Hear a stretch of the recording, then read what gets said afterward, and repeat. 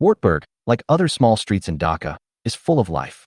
People go about their daily business on this street. Children play, and neighbors gossip about their daily lives. Everyone here knows each other and their names, and some secrets have been hidden in every corner for a long time. When people meet, they always greet each other with a smile or wave in a friendly manner. No one ever passes by without saying hello. Among the familiar faces is Talamini, an elderly man who has lived in Wartburg for a long time. Every morning, he could be seen sitting outside his small bungalow, his transistor radio playing softly as he leisurely sipped a glass of hot soda. Talamini is no ordinary resident.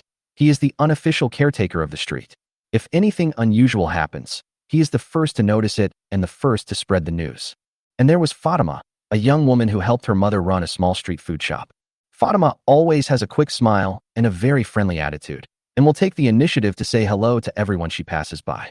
If you don't respond to her, she will call after you. Amina opened a small pancake chain at the end of the street. Although the store was a newcomer to the area, it quickly integrated into the Wartburg community. Her cooking skills are superb, and the pancakes, noodles, and barbecue she makes are very delicious, attracting many people from nearby streets to come and taste them. However, some strange things happened in the seemingly peaceful Wartburg. Mr. Jomo lives next to the pancake shop and has two big dogs. Usually, the two dogs are very quiet and will wag their tails in a friendly manner when they see familiar faces and will only bark when strangers pass by. But since Amina and her family came, everything has changed. Whenever they pass by the dog's door, the dog will bark, growl, and pace as if there is something extremely dangerous in front of it. At first, Mr. Jomo thought the dogs were just protecting their territory, but as time went on, it became clear something was unsettling the animals. The more Amina's family came in and out of the store, the more agitated the dogs became. Despite the barking of dogs for months, it has not affected business at Amina's pancake bar. From the early hours, the aroma of hot pancakes on the stove would fill the air, drawing people in like bees to nectar. People love this place not only because of the delicious food, but also because of the cozy atmosphere. Sitting on the wooden bench outside the shop, eating a plate of pancakes with noodles and barbecue, and watching people coming and going, it is really enjoyable. Amina is a short, plump woman who always smiles and greets passersby warmly. She runs the store with her two daughters and a young man. Many people thought that the young man was her son. The girls worked quietly, quickly, and efficiently. The boy was responsible for collecting money and serving customers with everyone. They worked in perfect harmony and ran the shop in an orderly manner. People come from all over to buy food, and Talamini comes at least twice a week and likes to sit on a bench outside and listen to the radio while enjoying his dinner. Even Fatima, despite being busy with her mother's shop, would take time out to come here and would praise the pancakes for their excellent taste and couldn't help but run them through her fingers after eating them.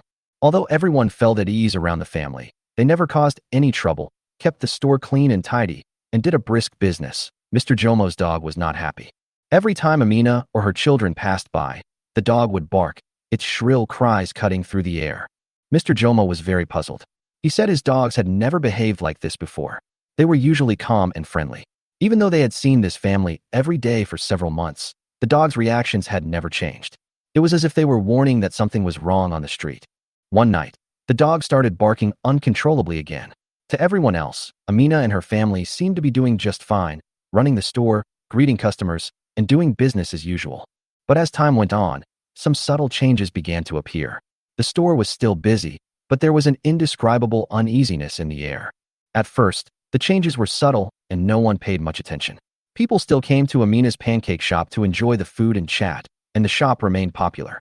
But slowly, something started to change. The warm atmosphere that once filled the shop began to dissipate, and the family's behavior became more distant. What was even more disturbing was that Amina, who was always polite, no longer greeted everyone as enthusiastically as usual. In the past, every morning, Amina would greet people passing by the store with energy and a bright smile. Her two daughters and the young people who work with her also follow her, nodding and greeting customers as they prepare to start their day, which is much appreciated by the residents of Wartburg, as greetings are an important part of the local culture. But one day, Fatima noticed something unusual. She passed by the store as usual and greeted Amina cheerfully. "Good morning, Mom." But this time, Amina didn't look up, didn't smile, and even seemed not to have heard her at all. Fatima frowned, thinking maybe her mother didn't hear her. The next day, she tried again, but got the same result. Not only that, Amina's daughters no longer greeted people enthusiastically like before, but just continued to work with a blank expression and avoided looking at passersby. Other people on the street gradually noticed these changes and began to discuss them privately. Talamini, who was sitting outside his house and listening to the radio every day, also noticed something was wrong. He said the family no longer greeted him. Fatima responded that she greeted them every day, but they acted as if they didn't see her. At first, people tried to make excuses for them, thinking that maybe running a pancake bar was too tiring. But the family's strange behavior did not stop. As time went by, they became more withdrawn. They no longer communicated with customers, but just quietly collected money and went back to work. Even though there were many people in the store, the atmosphere was deserted and even a little weird. Mr. Jomo's dog seemed to have noticed all this. The dog, who was used to the daily comings and goings of Amina's family, not only did not get used to them, but every morning when the family passed by, the dog would bark wildly. Their growls were low and dangerous, their barks were sharp and relentless, and the barks were constant, as if they were carrying a message, a warning. Mr. Jomo was very confused by this, and he shook his head and muttered that his dog had never behaved like this before. Fatima stood outside her mother's grocery store, watching the dog barking and pacing behind the gate, his eyes fixed on Amina's family as they passed by. Amina and her children, however, seemed unfazed. They did not flinch or look in the direction of the dog.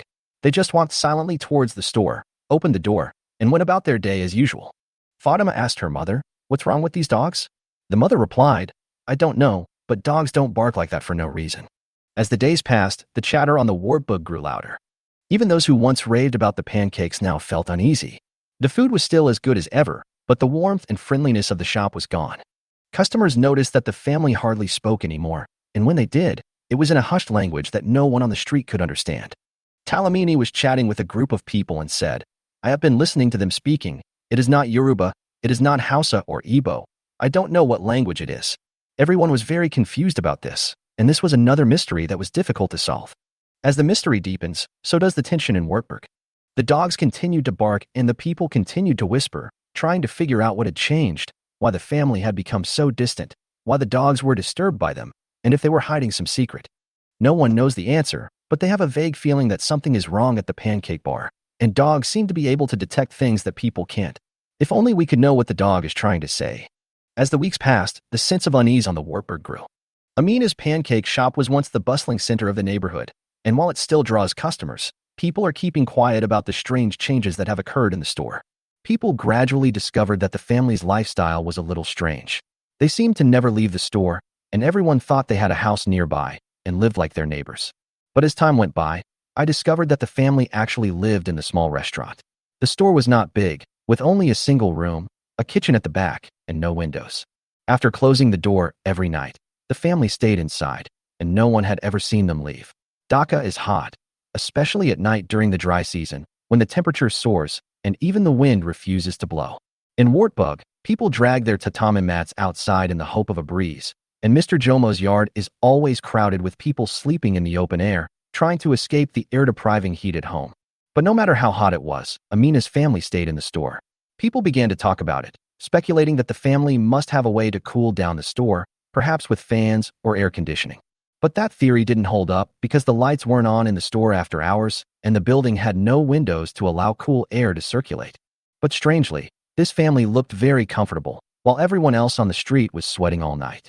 "It's not normal that they are still in that little shop like nothing is happening when it's so hot," Fatima said as she and her mother stood at Mr. Jomo's gate.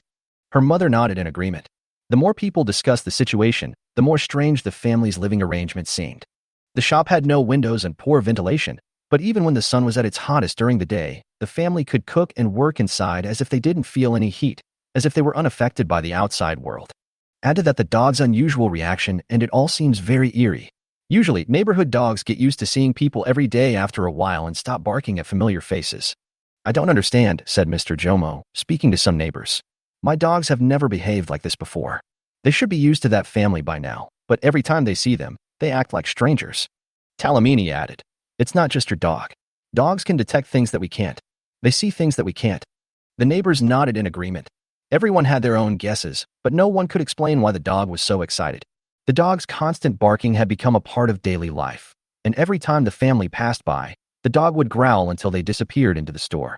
Even so, the dog would continue to pace near the gate, looking very uneasy, and the mystery grew deeper. Everyone is wondering, who are this family? Where did they come from? Why does everything about them feel wrong? Despite the doubts in their hearts, people still come to this store. However, everyone comes with trepidation. always feeling that something invisible is lurking in the dark. The family's strange living conditions, the constant barking of their dog, and their unfamiliar language all indicate that Amina's family seems to be hiding a dark secret. The people of Wartburg tried to make sense of it all, but the dog would bark incessantly every time it saw any member of the family, and things continued like this. Until New Year's Eve, when something unexpected happened. At the end of the year, Wartburg was filled with a festive atmosphere, and the air was filled with the sounds of celebration.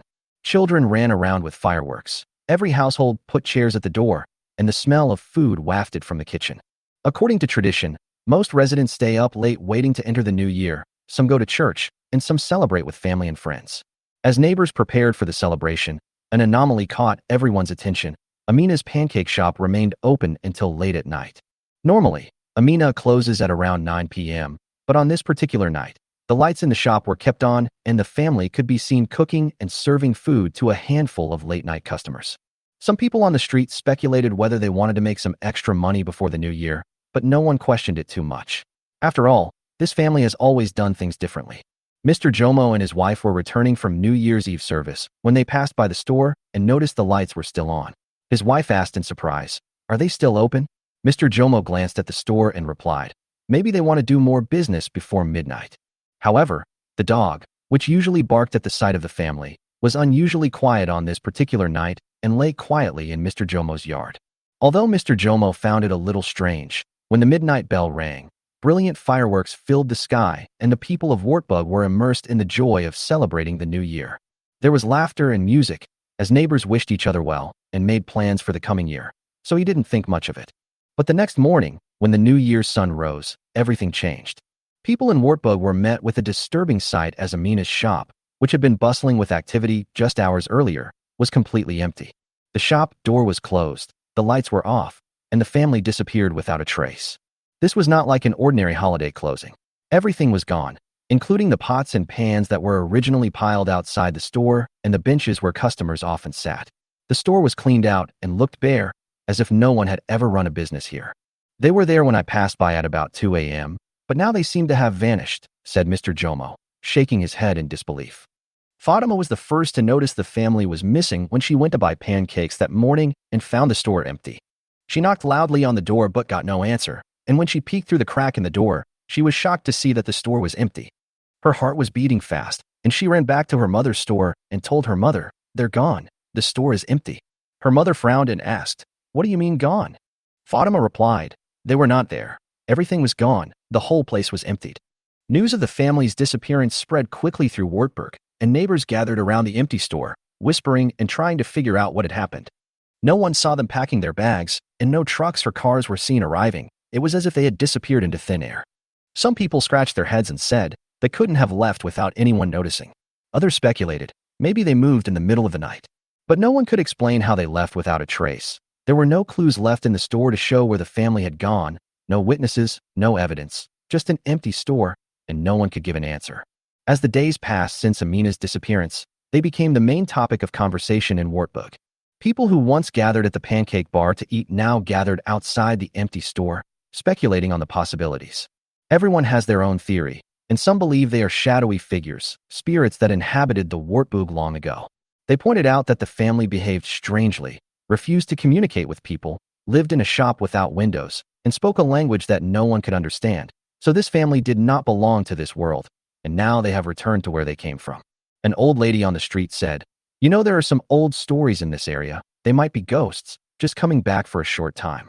Others believe that the family may be running away from something, such as debt or some unknown danger, and now these troubles have finally found them. They speculated that the family had been on the run for years, moving from one place to another, never staying in one place for long. Maybe someone recognized them, or they were in trouble, so they left in such a hurry. Some shook their heads and said, "I wouldn't be surprised if they owed someone money. People don't just disappear for no reason unless they are running away from something." But Talamini, ever the rational man, saw things differently and thought the family's strange behavior could be explained by mental health issues. "It's possible that they're struggling internally," he said one afternoon as he sat with some neighbors. "The way they refuse to say hello, the way they live in that little windowless store, maybe that's a sign that something is wrong with them. Maybe they need help." The neighbors listened, nodded, and thought about what he said. They felt that this was a reasonable explanation, but it could not answer all the questions. For example, How to explain the dog's abnormal reaction. Mr. Jomo's dog had been barking at the family for months, growling and pacing every time they passed. But since the family disappeared, the dogs became very calm and never barked again, as if the source of their unrest had disappeared along with the family. Mr. Jomo looked at the dogs wandering around the yard and said curiously, "It's strange. They haven't barked once. It's like everything that bothered them before has disappeared since that family left." The fact that the dogs stopped barking only fueled the rumors, and everyone speculated that the family might not be just ordinary people. Fatima whispered to her friend, "Maybe the dogs knew something all along. Maybe they were trying to warn us." In Wartburg, as the weeks passed, life slowly returned to normal, with the hustle and bustle of neighbors still there and people returning to their daily routines. But the pancake shop that Amina once ran is still empty, standing there quietly, silently reminding people of the mysterious events that once happened. The story of Amina and her family lingers on this street like a hazy shadow. Those who have been to the store can't help but think of this family every day, wondering where they went and whether they will come back. Fatima would pass by the empty shop every morning on her way to her mother's store, and she would always have a glimmer of hope that she would see the family return. And Mr. Jomo still found it strange that his dog had returned to its previous calm self. It had been barking at the family for months, but now it was lying quietly in the yard, as if nothing had happened. The mystery of Amina and her family remains unsolved to this day. Whether they were ordinary people struggling with mental health, fugitives from their past, or something else, no one is sure. The people of Wartburg each have their own speculations, but the truth remains unclear. Life goes on, but the story of the pancake bar will remain in people's memory forever and will never be forgotten.